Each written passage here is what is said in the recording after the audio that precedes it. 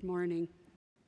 Dear Lord, I have swept and I have washed, but still nothing is as shining as it should be for you. Under the sink, for example, is an uproar of mice. It is the season of their many children. What shall I do? And under the eaves and through the walls, the squirrels have gnawed their ragged entrances. But it is the season when they need shelter, so what shall I do? And the raccoon limps into the kitchen and opens the cupboard while the dog snores. The cat hugs the pillow. What shall I do? Beautiful is the new snow falling in the yard, and the fox who is staring boldly up the path to the door. And still I believe you will come, Lord. You will, when I speak to the fox, the sparrow, the lost dog, the shivering sea goose. Know that really I am speaking to you whenever I say, as I do all morning and afternoon, come in, come in. We now light the first candle of Advent, the candle of faith, with the faith that no matter how prepared or unprepared we may feel, the Spirit of love will surely be with us, within us, and amongst us in this holy season. Blessed be.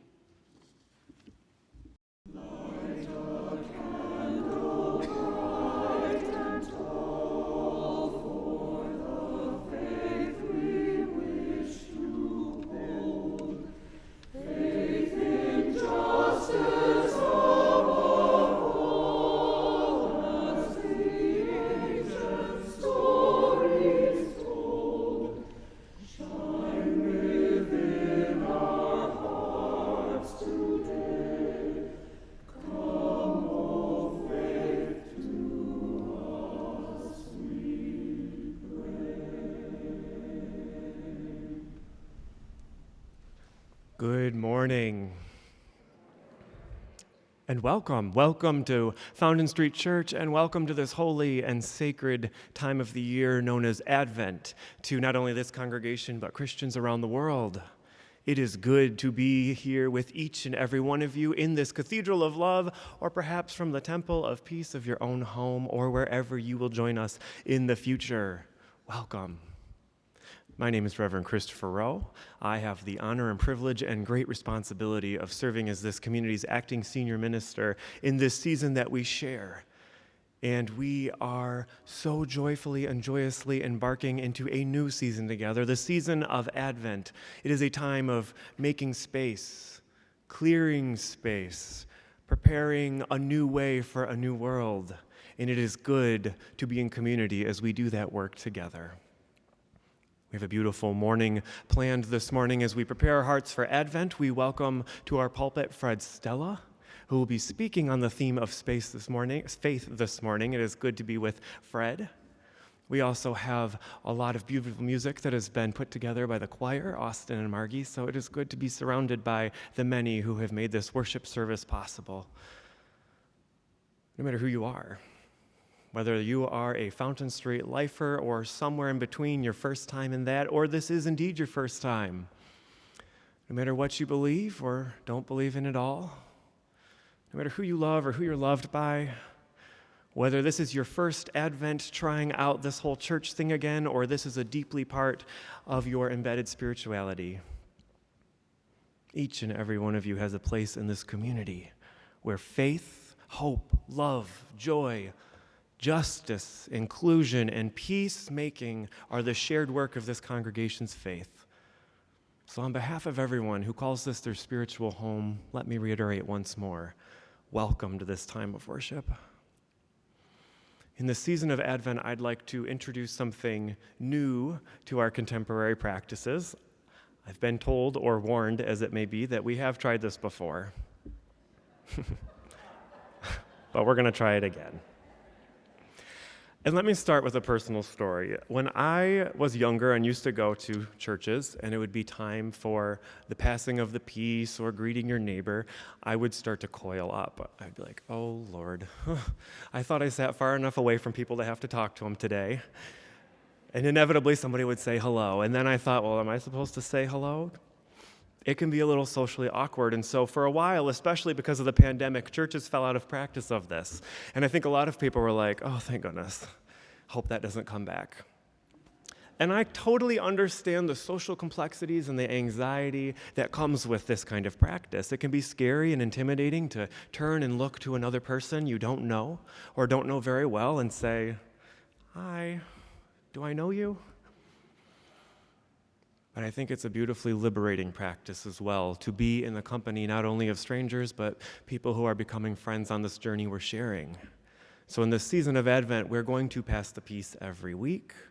And it will begin with a very simple call and response that I will speak to you. And of course, I left it over there, so I don't even remember what this important word was. Will you shout it up to me, please? I believe I say love is with you. The peace of love is with you. I had to Fountain Street the language, to be honest. In many churches, they'd say, the peace of Christ is with you, or God is with you. But I think we'll say, the peace of love is with you. You will say, also with you. My friends, truly and wholly, the peace of love is with each and every one of you. Will you please turn and greet one another?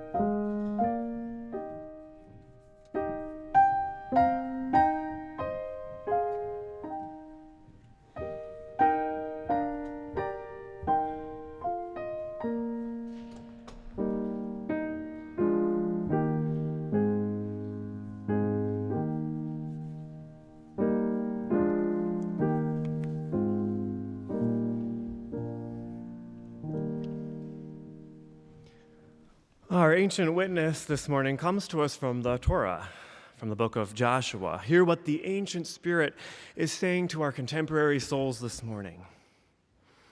I hereby command you, be strong and be courageous. Do not be frightened or dismayed, for the Lord your God is with you wherever you go. Our contemporary witness comes to us from Walden. Hear what the contemporary spirit is saying to all of us this morning. In the morning, I bathe my intellect in the stupendous and cosmological philosophy of the Gita, since whose composition years of the gods have elapsed, and in comparison with which our modern world and its literature seem puny and trivial. And I doubt if philosophy is not to be referred to as a previous state of existence, so remote from its sublimity of our conceptions. I lay down the book, and I go over to my well for water, and lo, there I meet the servant of Brahman, the priest of Brahma, and Vishnu of Indra, who still sits in his temple on the Ganges, reading from the Vedas, or dwells at the root of the tree with his crust and water jug. I meet his servant, come and draw the water for his master, and our buckets, as they were in a gate together in the same well. The pure Walden water is mingled with the sacred water of the Ganges.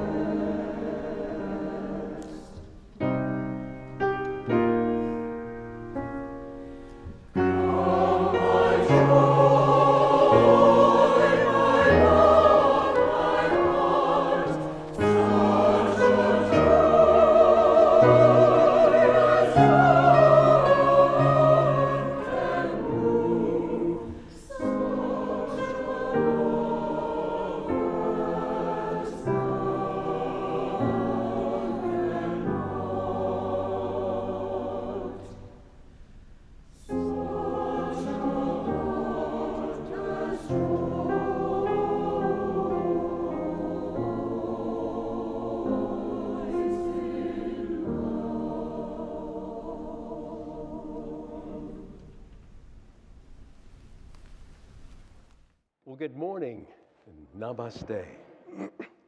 It is wonderful to be back here at Fountain Street Church. Some of you may remember that I was here last year about this time and I spoke on the Ramayana. And still you came back today. Thank you. The Ramayana, it contains the story of Diwali, and since we were in Diwali season, I focused on that. And today I would like to introduce you to another great Hindu epic poem and scripture. It's called the Mahabharata. And I believe, I could be corrected, but I believe it is the longest epic poem in human history. It consists of over 100,000 verses, the Indian version of War and Peace. And in fact, it does describe both war and peace. Now, what's interesting about the Mahabharata is that throughout the ages, 700 of those 100,000 plus verses organically were extricated out of the Mahabharata and became, in a sense, its own scripture, called the Bhagavad Gita, the Song of God, because the saints and sages of ancient India at some point realized that the entire wisdom of the Hindu tradition is distilled in those 700 verses, and it has become arguably the most beloved of the Hindu scriptures. Now, most Hindus would agree that there is a historical foundation to the story, but concur that the details are ornamented with mythological or allegorical episodes that encourage devotees to dive deep into the esoteric side of the story, similar to what I talked about with the Ramayana. What's special about the Mahabharata and the Ramayana is that aside from being studied, aside from being meditated upon or debated, they were written to be performed, to be chanted, to be reenacted, similar to the Judeo-Christian book of Psalms, right? They were meant to be performed, to be sung. And Bhagavad Gita means the song of God. So today I thought I would share some of the poetry of this work. Now, there are multiple translations in English, and whenever I do want to study the Gita, to parse out the meanings of the Sanskrit words and to read the various commentaries, I have plenty of books to turn to. But when I want my soul to sing, I always turn to the Song Celestial, that is, the translation by Sir Edwin Arnold. He was an Indologist and Sanskritist and poet of the 19th century. And his particular translation, he was able to render it in a way that encouraged the poetic side of the Gita in the original Sanskrit. He was able to communicate to us that power and that beauty. And his poetry is quasi-Elizabethan. I mean, he actually translated it in a way to sound like the Bard. I often refer to Edwin Arnold's Gita as the King James version of the Gita. And think about the King James version, right? It's not the most precise translation of the Bible, but it is the one we study in English literature class. So let me set the scene in the Bhagavad Gita. We are on a battlefield. There is a war that is brewing between two branches of the same family. The so-called good guys are the Pandavas, the Pandus. They are hoping to retake the kingdom from their cousins, the Kurus. The Kurus have ruled for many years, and they're quite vicious. They have been a darkness upon the land. Now, Scripture can be read on many levels, so I will tell you now what you're going to hear on a more literal level. Then we'll discuss the deeper meaning. We see the battle about to begin, and there are two leaders of the Kurus who are examining the warriors of both sides, Duryodhana and Drona. So you'll hear a whole litany of Indian names that won't mean anything to you, right? It's like being introduced to the top flight surgical team at Spectrum Health all at once. So bear with me when you hear that litany of names. First of all, they're going to talk about the great warriors on the Pandava side, and then they will turn to their own army of the Kurus. Then comes the blowing of the conch shells. As Jews in ancient Israel would blow shofars or ram's horns going into battle, Indians would blow conch shells. And there's another litany of names, and you'll see on the other side of this why the conch shells might be important. But here's the interesting part. It's the dialogue between Krishna and Arjuna. Now, Krishna is a charioteer in this battle on the side of the Pandavas. He's also something more, but Arjuna doesn't quite yet know who Krishna really is. Krishna is a divine personage, but to Arjuna, he's simply a wise charioteer. Now, Arjuna and Krishna survey the battlefield as well, and when Arjuna sees that he is about to engage in battle with family members, well, he comes up with a variety of pretty lame excuses for surrendering without a fight. The first chapter ends with him on his chariot, willing to offer himself as a sacrifice. Then Krishna responds. He focuses on two ideas. The first is that even if Arjuna is called into battle, those on either side don't really die. The body dies, but the essence lives on. In this explanation is a most beautiful soliloquy to the immortality of the soul. Beyond that, he also chides Arjuna for shirking his duty in battle, because he is both royalty and a soldier, and it is the duty of someone in his position to protect the weak and innocent. The Kurus have ruled ruthlessly over the kingdom of Hastinapur. Think of Putin on steroids. So Krishna pretty much reads him the riot act on his hesitancy. There's a couple of Sanskrit words that are sprinkled into the poetry. Svarga means the heavenly realm. Gandiv is Arjuna's bow. Arthur had the sword Excalibur, and Arjuna has Gandiv, the goodly bow. Kshatriya is someone of royal or military rank. And both Krishna and Arjuna address one another by a variety of names, so don't get confused. There's only two people in discussion here. Krishna is known as Keshav, Madhusudan, Govinda, etc. They're all Krishna, and Arjuna is also known as the son of Kunti. So we begin with a question that is asked. Ranged thus for battle on the sacred plain of Kurukshetra, say, Sanjay, say, what wrought my people and the Pandavas? As he beheld the host of Pandavas, Raja Duryodhana to Drona drew and spake these words, Ha, Guru, see this line, how vast it is of Pandu fighting men embattled by the son of Drupada, thy scholar in the war. Therein stand ranked chiefs like Arjuna, like to Bhima chiefs, benders of bows, Bharata, Yudhan, Drupada imitated upon his car, Dristika, Chetikan, Kashi stout lord, and Pudijit, and Kobya, and Saiba, with Udamanu and Uttamarsh, Subharata's child, and Draupadi's, all famed, all mounted on their shining chariots.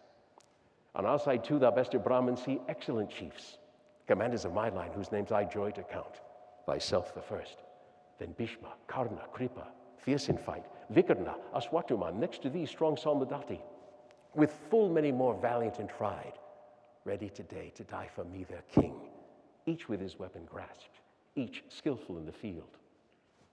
Weakest, meseems, are battle shows where Bhishma holds command, and Bhima fronting him, something too strong. Have care our captains nigh to Bhishma's ranks, prepare what help they may. Now blow my shell. Then at the signal of the aged king, with blare to wake the blood, rolling around like to a lion's roar, the trumpeter blew the great conch. And at the noise of it, trumpets and drums, cymbals and gongs and horns burst into sudden clamor as the blast of loosened tempest.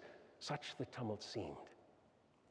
Then might be seen on their car of gold, yoked with white steeds, blowing their battle shells, Krishna the god, Arjuna at his side.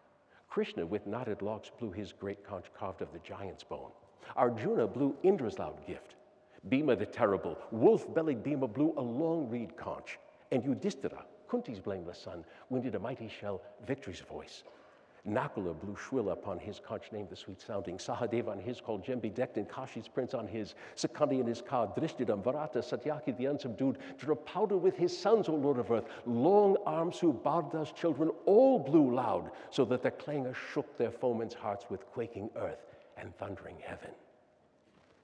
Then 'twas beholding Dhritarashtra's battle set, weapons unsheathing, bows drawn forth, the war instant to break.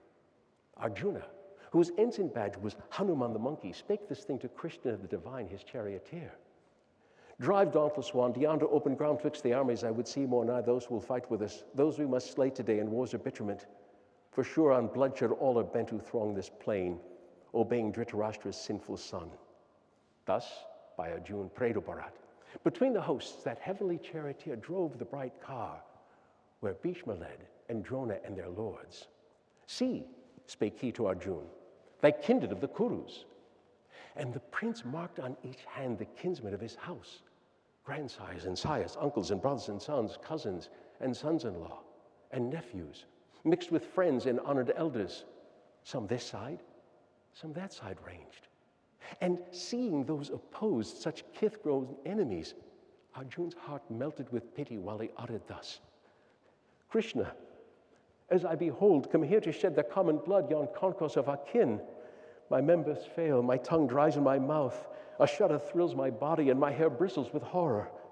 From my weak hand slips Gandhi, the goodly bow. A fever burns my skin to parching. Hardly may I stand. The life within me seems to swim and faint. Nothing do I foresee save woe and wail. It is not good, O Keshav. Not of good can spring from mutual slaughter. Lo, I hate triumph and domination, wealth and ease thus sadly won. Oh, what victory can bring delight, Govinda? What rich spoils could profit? What rule recompense? What span of life seems sweet, bought with such blood? Seeing that these stand here ready to die, for whose sake life was fair and pleasure pleased and power grew precious. Grandsires, sires, and sons, cousins, and fathers-in-law, and sons-in-law, elders and friends. Shall I deal death on these, even though they seek to slay us? Not one blow, O Madhusudan, would I strike to gain the rule of all three worlds. How much less than to seize an earthly kingdom? Killing these must breed but anguish, Krishna. If they be guilty, we shall grow guilty by their deaths. Their sins will light on us if we slay those sons of Dhritarashtra and our kin. What peace could come of that, O Madhav? For if indeed, blinded by lust and wrath, these cannot see, or will not see the sin of kingly lines overthrown and kinsmen slain, how should not we who see shun such a crime? We who perceive the guilt and feel the shame, O thou delight of men, Janardana. By overthrow of houses perisheth their sweet continuous household piety, and rights neglected, piety extinct, enters impiety upon that home. Its women grow unwomaned, whence there spring up mad passions and the mingling up of castes, sending a hellward road that family, and whoso wrought its doom by wicked wrath. Nay, and the souls of honored ancestors fall from their place of peace, being bereft of funeral cakes and the wan death water. So teach our holy hymns. Thus, if we slay kinsfolk and friend for love of earthly power, ahovat, what an evil fault it were. Better I deem it, if my kinsmen strike, to face them weaponless, and bear my breast to shaft and spear, than answer blow with blow. So speaking in the face of those two hosts, Arjuna sank upon his chariot seat, and let fall bow and arrows, sick at heart. Krishna responds, thou grievest where no grief should be. Thou speakest words lacking wisdom, for the wise in heart mourn not for those that live, nor those that die. Nor I, nor thou, nor any one of these ever was not, nor ever will not be. Forever and forever afterward, all that doth lives always. To man's frame, as there come infancy and youth and age, so come their raisings up and layings down of other and of other life abodes, which the wise know and fear not. This that irks thy sense life, thrilling to the elements, bringing thee heat and cold, sorrow and joy, 'tis brief and mutable. Bear with it, prince, as the wise bear. The soul which is not moved, the soul that with a strong and constant calm takes sorrow and takes joy indifferently, lives in the life undying. That which is cannot cease to be, that which is not will not exist. To see this truth of both is theirs who part essence from accident, substance from shadow. Indestructible learn thou the life is, spreading life through all. It cannot anywhere be any wise diminished, stayed, or changed. But for these fleeting frames which it informs with spirit deathless infinite, they perish. Let them perish, prince, and fight. He who shall say, lo, I have slain a man. He who shall think, lo, I am slain. Those both know not. Life cannot slay. Life is not slain. Never the spirit was born. The spirit shall cease to be never. Never was time it was not. End and beginnings are dreams. Birthless and deathless and changeless remaineth the spirit forever. Death hath not touched it at all, dead though the house of it seems. Who knows it exhaustless, self-sustained, immortal, shall such say, I have killed a man or caused to kill? Nay, but as when one layeth his worn-out robes away, and taking new ones saith, these will I wear today, so putteth by the Spirit lightly its garb of flesh, and passeth to inherit a residence afresh. I say to thee, weapons reach not the life, flame burns it not, water cannot overwhelm, nor dry winds wither it. Impenetrable, unentered, unassailed, unharmed, untouched, immortal, all arriving, stable, sure, invisible, ineffable, by word and thought encompassed, thus is the soul declared. How wilt thou then grieve when thou shouldst not grieve? How, if thou hearest that the man new dead is like the man new born, wilt thou weep? The end of birth is death. The end of death is birth. This is ordained. And mournest thou, chief of the stalwart arm, for what befalls, which could not otherwise befall? The birth of living things comes unperceived, the death comes unperceived. Between them, beings perceive. What is there sorrowful herein, dear Prince? Wonderful, wistful to contemplate, difficult, doubtful to speak upon, strange and great for tongues to relate, mystical hearings for everyone. Nor warreth man this, what a marvel it is when seeing and saying and hearing are done. This life within all living things, my Prince, hides behind harm. Scorn thou to suffer then for that which cannot suffer. Do thy part. Be mindful of thy name, and tremble not. Not better can be tied a martial soul than lawful war. Happy the warrior to whom comes joy of battle, comes as now, glorious and fair, unsought, opening for him a gateway into heaven. But if thou shunnest this honorable field, a Kshatriya, if knowing thy duty and thy task, thou biddest duty and task go by, that shall be sin. And those to come shall speak thee infamy from age to age. The chiefs upon their battle chariots will deem 'twas fear that drove thee from the fray. Of those who held thee mighty souled, the scorn thou must abide, while all thine enemies will scatter bitter speech of thee to mock the valor which thou hadst. What fate could fall more grievous than this? Either being killed, well, thou wilt win Svarga safety, or alive and victor, thou shalt rule an earthly king. Therefore, arise, thou son of Kunti, brace thine arm for conflict, nerve thy heart to meet as things alike to thee, pleasure or pain, profit or ruin, victory or defeat. So minded, gird thee to the fight, for so thou shalt not sin. Okay, we have a lot to unpack here in a very short amount of time, so let's get to this.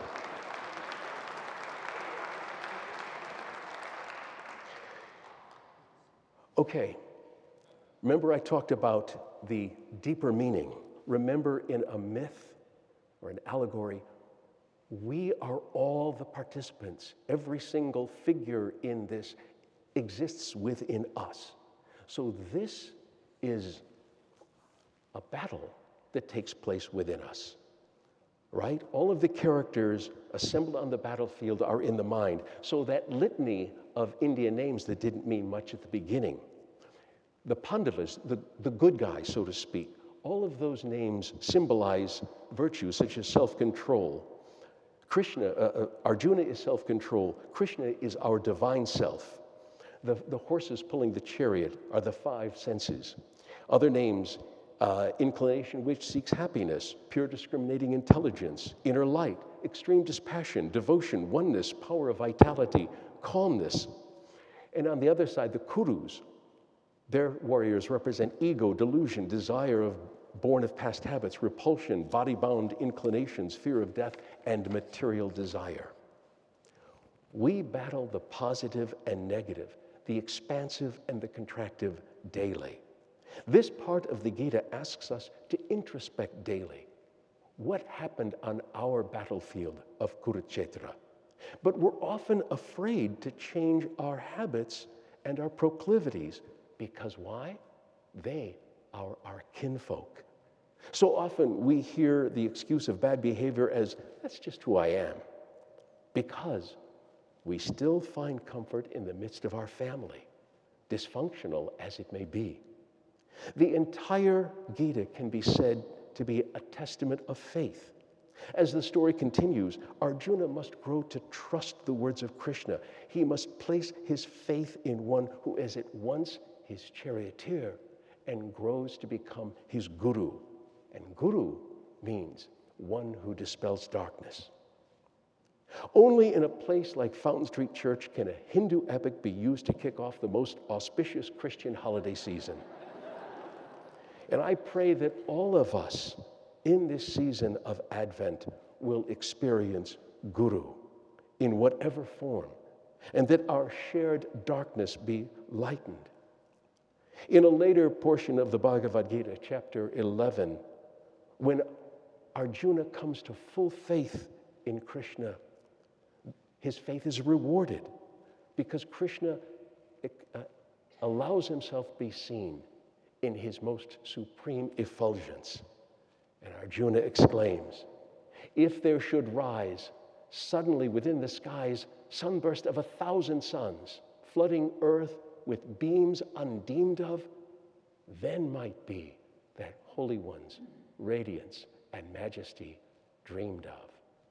And remember, that light is within us all. I hope I'm the first to wish you a Merry Christmas.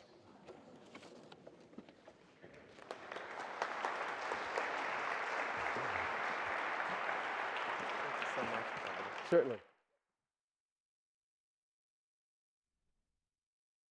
So much.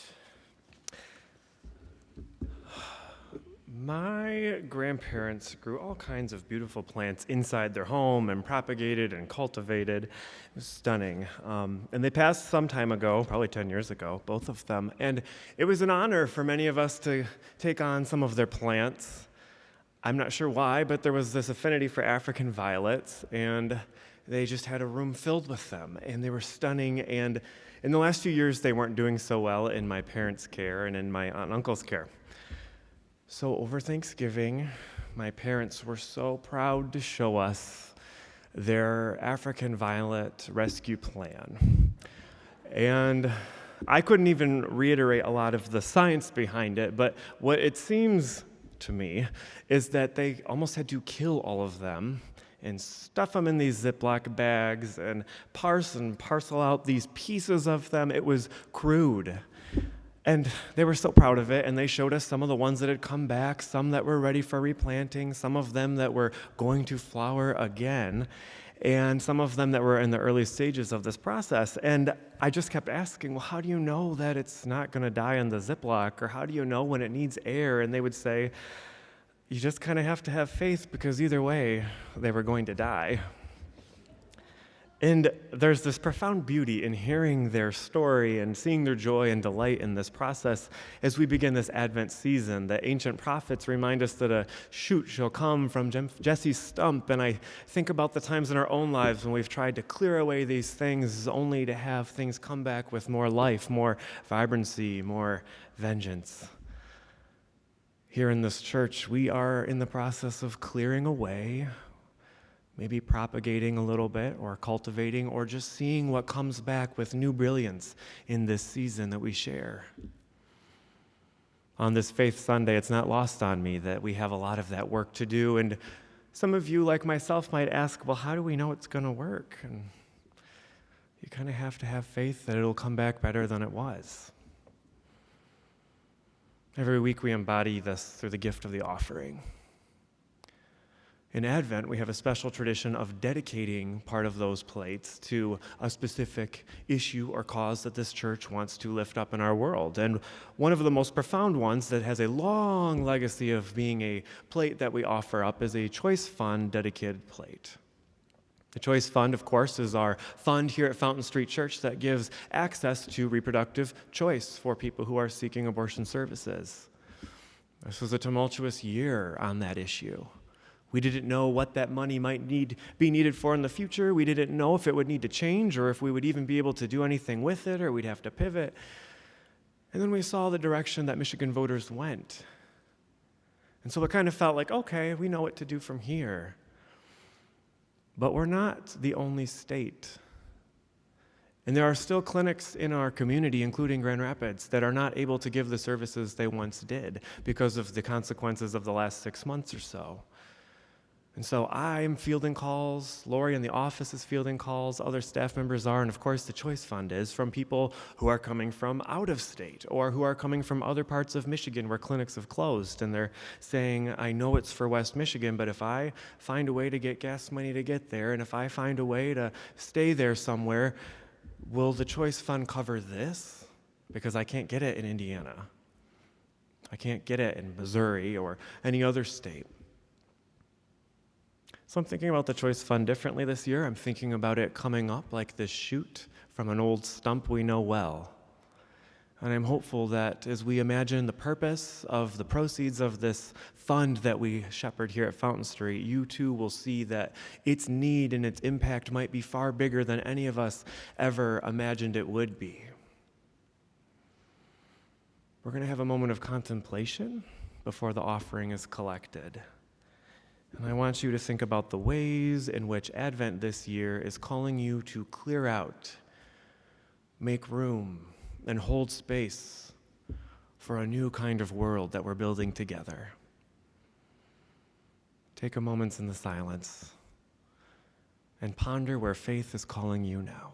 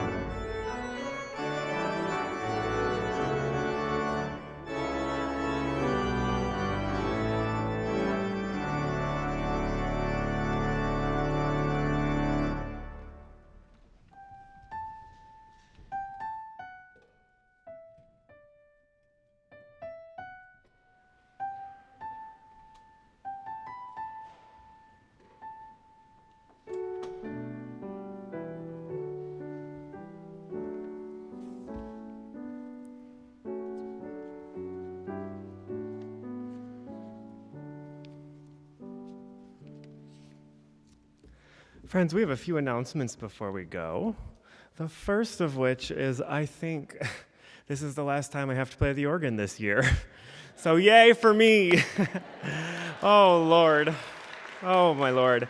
We will welcome Jonathan Took back next week, and he will be back with us for like 3 more services. We also have a substitute here who is interested in being a more settled organist for us, and so he'll be here in a couple weeks. And so it's a joyous time to be able to release that because it's rough, especially when the instrument was not really fixed this week. You might recall it had a cipher last week, but that's the only thing they had time to come in and fix. So it needs some love this week before Jonathan comes back and graces it with his presence. We're excited for that. We also are excited to welcome someone named Joe Kyleman to our pulpit next week. Joe was a professor at Calvin College, and he was fired this summer. You may recall it was in the news because he officiated a wedding for a same-sex couple, and who was also an employee of Calvin, and so his contract was not renewed, which is kind of the academia in the Christian circle way of saying he was fired. And so Joe will be here next week to preach about hope. He comes from more of a Christian background, obviously Calvin College, but it really turned upside down a lot of his own worldview and what he wanted to do for his family. He has young children, and so we will be really excited to welcome him next week, as well as our choir and, of course, Jonathan Took. After the service, immediately after the service, we will be having a little pizza party in the social hall, and traditionally it's been for families, but it's for everybody. And so there's going to be pizza in the social hall, there's going to be tables set up for making ornaments. Of course, we really want to welcome all of the families among us, especially the visitors, to just come, make some ornaments to decorate the tree in the social hall, and just enjoy some pizza, not have to worry about lunch. But of course, we want everyone to feel connected to that, and I like making an ornament, so I'll go over. And it'll just be a fun time to be in connection with one another on this first Sunday of Advent. So just go to the social hall. Everyone's welcome. The lunch is sponsored by the Character School program, and so just bring yourselves and an appetite.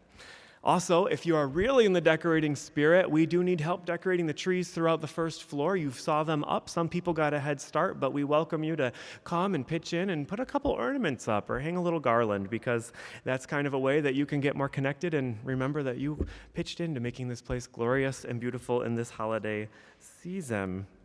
Finally, beginning next week as well, after the service, we will have a little story time for children and their families in the Keeler Lounge. It's decorated beautiful for the holiday season. So children and families are welcome to come over there. We'll have a story each week, and then we'll have hot chocolate and cookies available to everyone, regardless of your age, in the social hall. It's just another way to continue to solidify and wrap around one another. So we've got a lot going on, and it's a true blessing to be in this community with one another and in this season with one another. Friends, as you go forward this week, I invite you to think about the places and the spaces you are being called this Advent to make room, prepare the way, open up space in your heart so that you can make it accessible and available where it is needed most. Go in peace and go with faith, knowing you are enough as you are to do that holy work, and we are right here with one another to help each other along the way. Go in peace, go in faith.